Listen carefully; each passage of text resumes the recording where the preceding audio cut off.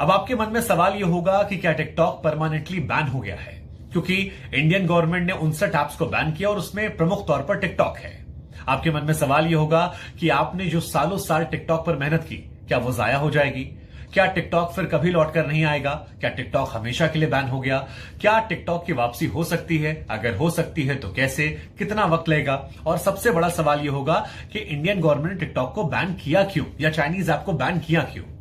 तो हम आपको बता दें कि सबसे पहली बात, जो जरूरी बात है वो ये है कि उम्मीद पर पूरी दुनिया कायम है। और आपको यह समझना होगा कि अगर हिंदुस्तान और पाकिस्तान में जंग के बाद आपस में बातचीत हो सकती है, राउंड टेबल, तो यहां भी कोई आपको नाउम्मीद होने की जरूरत नहीं है। चीजें हमेशा पॉसिबल होती हैं बातचीत के जरिए।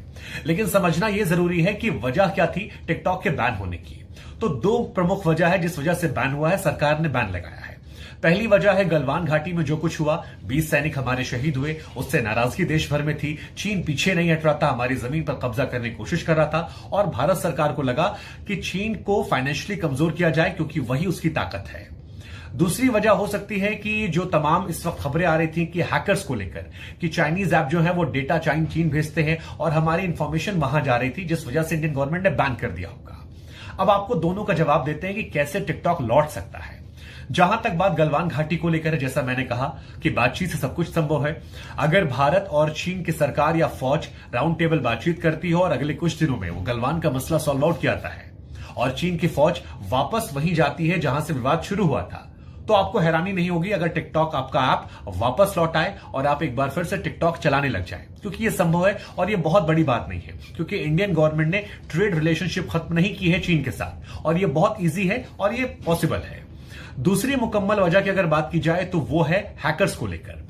इंडियन गवर्नमेंट अगर हैकर्स को चलते या सिक्योरिटी के चलते चाइनीज ऐप पर बैन लगाया है, तो हो सकता है ये तमाम चाइनीज कंपनीज अगले कुछ दिनों में सुप्रीम कोर्ट चली जाए या कोई व्यक्ति ही सुप्रीम कोर्ट पहुंच जाए और वहां पर ये चाइनीज कंपनीज ये कहें कि अगर भारत सरकार को कोई डाउट हम पर है तो हम उसको सही करने को तैयार हैं।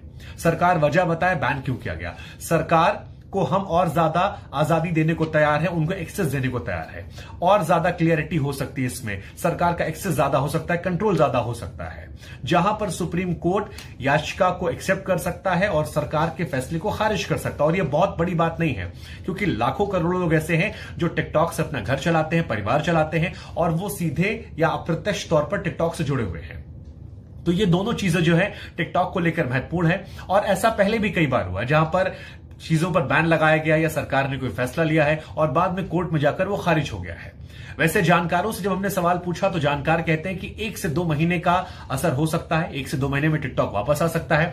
सरकार की अच्छी स्ट्रेटजी है चीन पर दबाव बनाने की और एक साथ एक तीर से दो निशाना है। एक तरफ टिकटॉक को बैन करके चीन पर दबाव बनाया गया, फाइनेंशियली उन्हें वीक किया गया, और दूसरा यह है कि हैकर्स वाली जो खबरें आ रही थी जिसमें गृह मंत्री ने कहा था, कई सारी खबरें आई थी, उनको सॉल्व आउट कर दिया गया। खैर जो कुछ भी हो, आपको इंतजार है टिकटॉक का, देखते हैं क्या होता है और सरकार पर भरोसा रखिए। सरकार जो कुछ तय करेगी वो हमारे आपके भलाई के लिए होगा। लेकिन आपसे गुजारिश यही है, मेरे साथ जुड़े रहिए, आगे भी प्यार देते रहिए और बेल आइकन जरूर दबाइए ताकि आपको वीडियोस मिलते रहें। शुक्रिया, नमस्कार, जय हिंद।